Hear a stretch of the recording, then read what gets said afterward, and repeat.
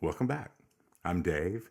Step 2 of this rock improvisation uh, short program. I don't know how many videos we're going to have this time. I didn't make it, it's not it's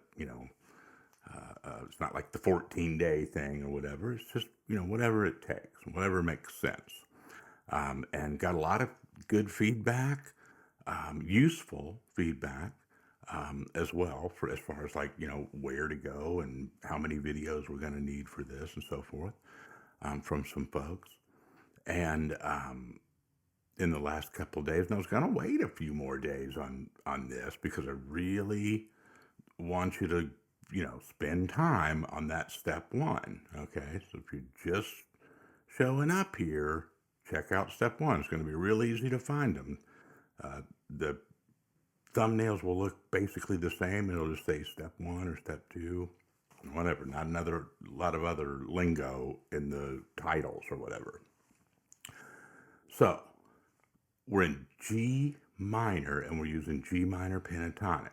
Now the demo that I just did today, very similar to the other one. I'm just kind of doing them, the way that I feel for a minute or so, just as a warm up and just to kind of bring you into like, the space that I'm, processing here. And I'll put a little bit of the backing track on the end of this video, just like I did step 1, for you to practice with. But these skills that I'm showing you right now, this is a routine. Okay, and of course you can improvise and stuff. Spend the first part of your practice session with these videos, kind of doing the task, spending time on that, not rushing through it. Turn the backing track off, or at least go at a pace that, where it's not rushing you. And then at the end of your session, put that track on and just have some fun and let yourself go. Just a kind of a game plan, some pointers there on practicing and really letting this stuff soak in, retaining it. All right, so today, in that intro, I did a little bit of a look forward with like kind of like phrasing and like a little bit of a motif thing, but I made sure that I went through different positions moving up the neck. I did that kind of 2 cycles of that, lasted about a minute. But here's what the specific drill is today, is some groupings that kind of go up and down without going through the whole position. So we're not going to review all the stuff from step 1, but where we started was,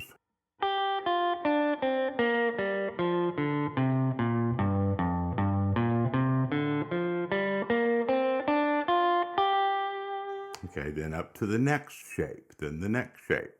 Didn't write them down. We talked about that in step 1. You can figure it out, right? The one that most folks are the most familiar with.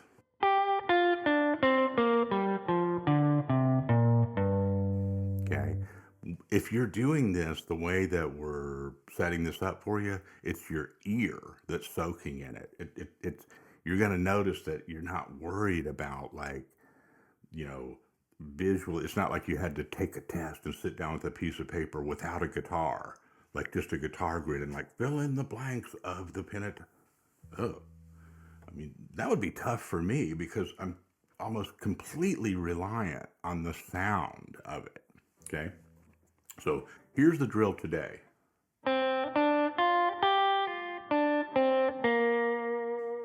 Now, I'm not starting on the high string, the high E this time, because our routine is to go up. All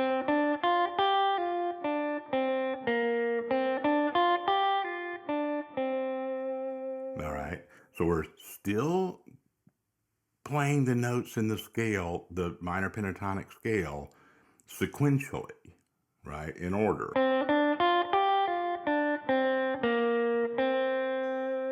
Right, but I'm going up. So if I start on the B string in any of these positions, right now we're in this one, I think they call it shape 4, is I'm going to go up, as far as I can with that pattern, then back down, and then dip down one below where I was. So I'm going to have one note on the string lower than where I started. See what happens if you try to talk about this stuff? It goes like this.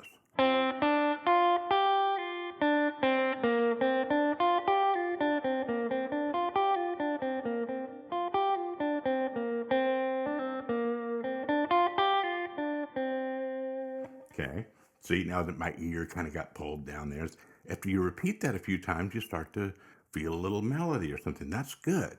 That's kind of that second part where you let yourself go and you just start kind of not thinking about it. But to get to that stage, you've got to do some rote practicing. Now, just to make it kind of organized, how I'm going up through the shapes, I went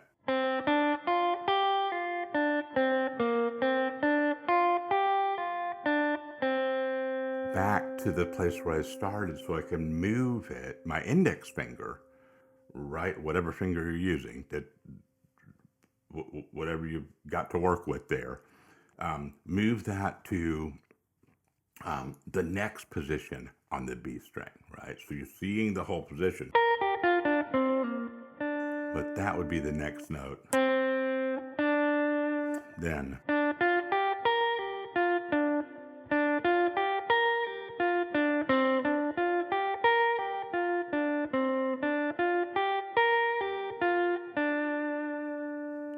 guess what?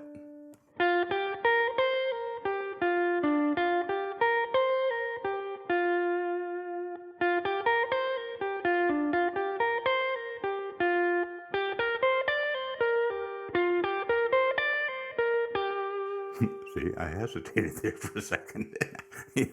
Don't remember, you have to test yourself out on each one of these. Just because you recognize it, don't skip this video and just say like, I know that already. It's practice.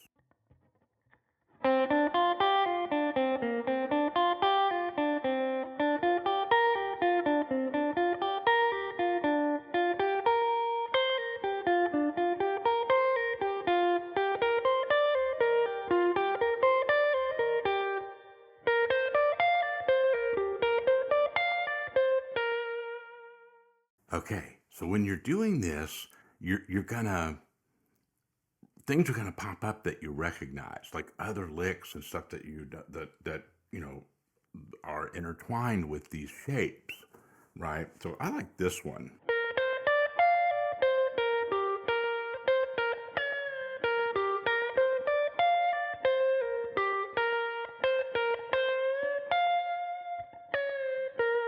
I just love that. And that kind of, in that context, it almost sounded like a B major, pentatonic lick, right? It was kind of focusing on that note. But that's, just a little side note. Don't get hung up on this. G minor, what's the relative major? B flat major, okay? If that doesn't ring any bells for you, don't worry about it, right? If you got one of those circle of fifths things that you're trying to decipher or something, okay, relative, minor, and major. Same notes as far as pentatonic goes. Right now, we're just talking about minor pentatonic. So that's it. That's the program.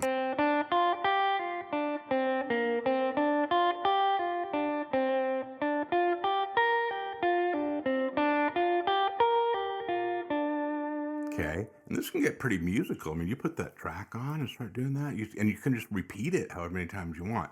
Here's the cool thing. It'll work, doesn't matter what, 'cause every time you do it, you're starting on one of the notes that's in that pentatonic scale, right? Doesn't matter how you slice and dice it, they'll all work, and they'll all work over all the chords, okay?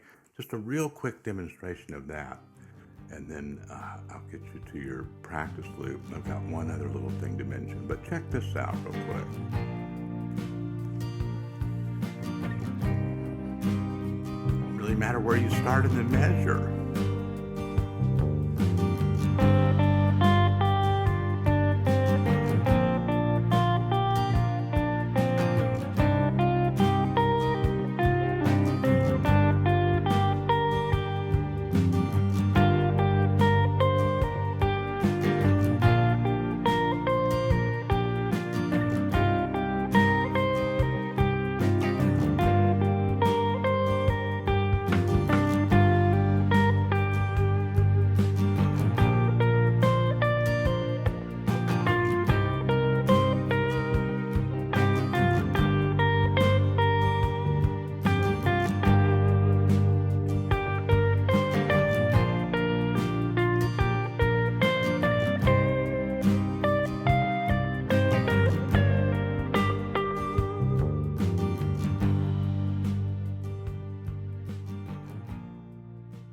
patient. See what happens? You forget about the exercise. You're like, man, I'm sitting on that lick, repeating that same little bundle, and letting all the chords go by, and it sounds good, right? It feels good because you're part of this sort of wheel inside a wheel thing. Then, right? Like the music, the song is happening, and you're part of a moving part in there, right? Not just kind of like trying to look at it as a line of stuff, right?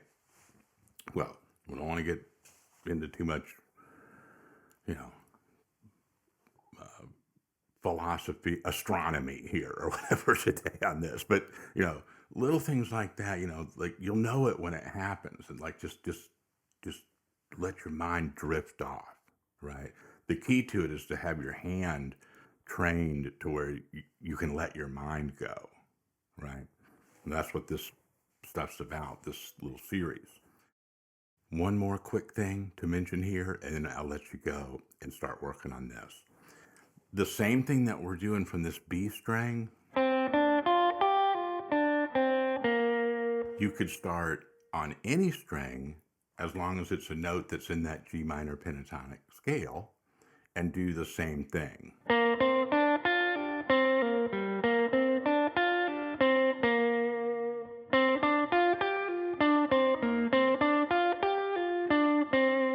See, it doesn't matter what string you started.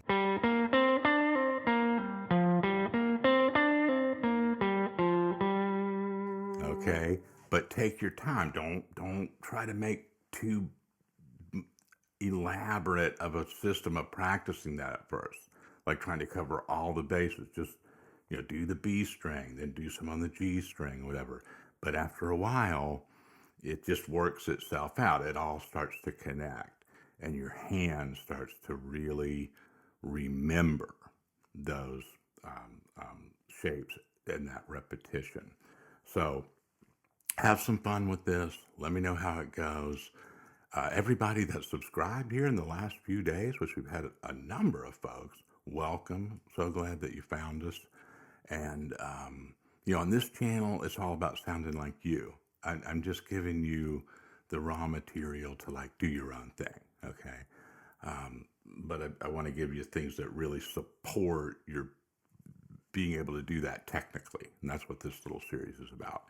So if you just hooked up with this, you came in at a good time if this fits into your kind of stage of where you are with improvisation. Appreciate you. Talk to you soon.